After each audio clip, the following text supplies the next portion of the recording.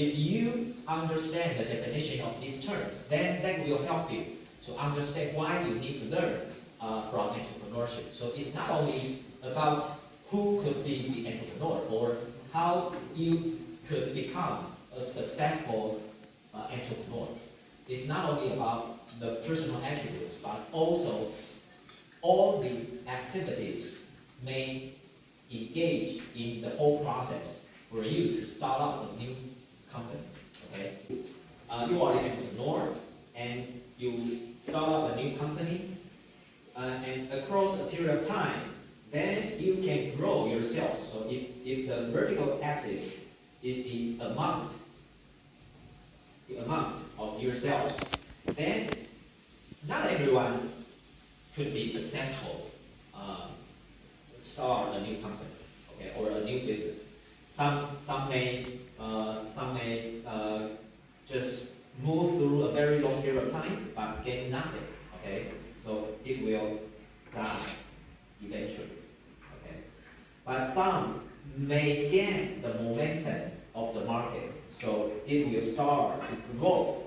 So the first part of the life cycle is introduction. Okay, and then the growth stage. Okay, and then the maturity stage. And once there are some impact from the environment may cause the firm to decline. Okay, so for the firm, it always want to continue its growth, but the growth cannot be just to happen very easily. So you need to start another new business. Okay, also from its introduction, growth, and hopefully before the original business declines, then it already have reached a certain level to compensate the whole company's revenue. Okay, so this is the life. This is the life cycle. So there are different focus on different stages of a firm's life cycle, and because a firm is a combination of different lines of products. So if you want to grow the firm, that means you need to develop new products all the time. And you want to develop the business sales and the profit from new products. Okay? So product has its life cycle. And the firm will also has its life cycle. And an industry. So an industry is a set of firms who provide similar products or services, which are replaceable, which are complementary to each other. Okay, so for an industry, the industry also has its life cycle. For example, let's take semiconductor industry as an example. We always have upstream and downstream of an industry. So in a semiconductor industry, we have IC design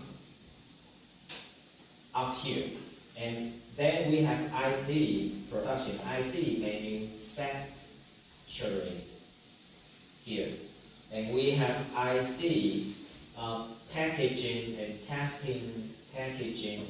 testing, and also IC channel. Okay, so this is the industry value chain, and we have upstream to downstream, and the upstream means more close to the original form of this product. This case is about semiconductor industry. So if we take a bottle of milk that you can buy from PX Mart, then the original farm who breed cows are the upstream of the milk industry. And at the middle of the industry value chain are like President Enterprise 统一企业 right? So President Enterprise produce the bottle of milk to be sold in the distribution channel, which could be 全联、全家 or any other retail chain. So we have 那个养母牛的 on the upstream, 然后统一味全生产牛奶，然后下游的通路是全家、全联。So we also have this kind of industry value chain. So at the horizontal dimension, 味全牛奶、统一牛奶、益美牛奶 who are competitors with each other because they all produce bottles of milk in different brands.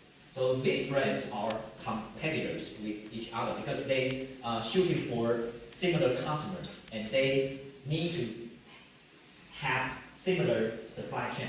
Okay, so I think you should be able to distinguish substitution from substitution or complements. Okay, so remember the price elasticity. Price elasticity. So substitution is if the ratio of the price change. If this is an increase of the price, there is a positive, there is an increase of the price, okay? Then the sold quantity will be decreased.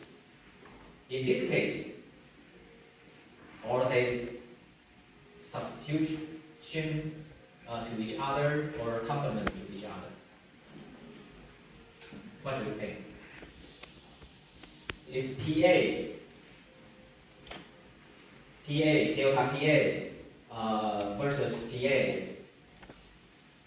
has been increased, and the QB, delta QB over QB is decreased, then what do you think? A and B are substitutes or complements? The key question for the firm is not to become successful, is to survive. Okay, so survive. You don't need to take to consider successful because you have to consider how could you become survive. So the first challenge for a new firm is survival. Okay, survival comes to two sides. On the one side, you need to build up the products and services based upon your distinctive technology, so that you can try to offer your new products and services onto market. And you are looking for a specific target audience who may appreciate and you can satisfy their value. So you propose a value and you create value and the target audience can appreciate your value, so they are willing to buy from you. Okay, so you build up the first momentum. So there are some users, they want to buy products and services from you.